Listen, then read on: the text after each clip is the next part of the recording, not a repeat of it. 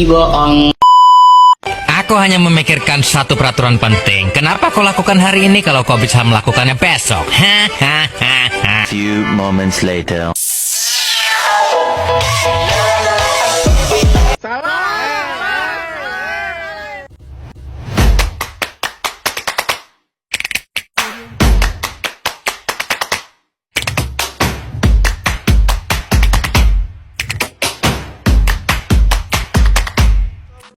Assalamualaikum warahmatullahi wabarakatuh. Saya Nabila Atikasari dengan NIM 86032764. Saya Fadil Azrafsari dengan NIM 8604283887. Saya Zahra Ulum Zayana dengan NIM 8603372994. Saya Monika Jumandari dengan NIM 8604273007.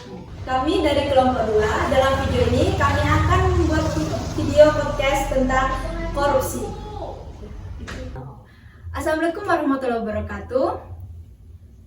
Kembali lagi dengan acara kami Ngobrol Bentar.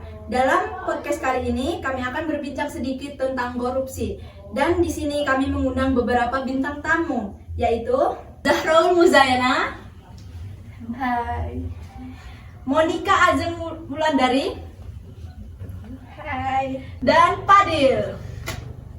Oke, silakan duduk. Di sini kami akan berbincang sedikit tentang korupsi bersama kakak-kakak ini. Oke.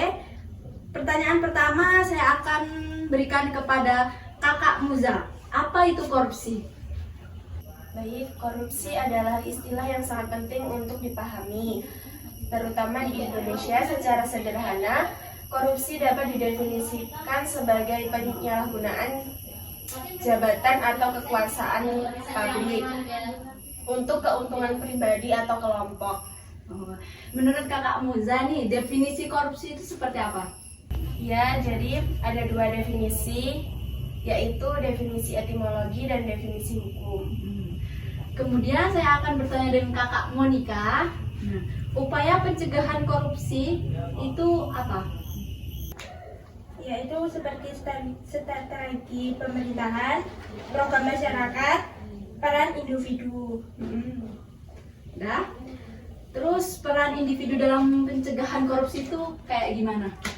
Seperti setiap orang dapat mencegah korupsi dengan menolak suap, melaporkan praktik curang, dan mendukung pemimpin yang bersih. Misal seperti warga menghindari pemberian uang. Nah itu jawaban dari Kakak Monika. Sekarang kita bakalan nanya penyebab korupsi menurut Kakak Fadil. Menurut saya, penyebab korupsi adalah kombinasi dari faktor internal dan eksternal. Faktor yang menyebabkan terjadinya korupsi itu seperti apa? Menurut saya, faktor yang menyebabkan korupsi adalah keserakahan, kesempatan, kebutuhan, dan pengungkapan atau konsekuensi. Begitu ya. Menurut Kak Fadil, peran masyarakat dan pemerintah dalam mencegah korupsi itu harus seperti apa? Menurut saya, peran masyarakat dalam mencegah korupsi yaitu 1. Pengawasan dan pelaporan aktif, 2. Pendidikan dan budaya anti korupsi, 3. Partisipasi dan dukungan.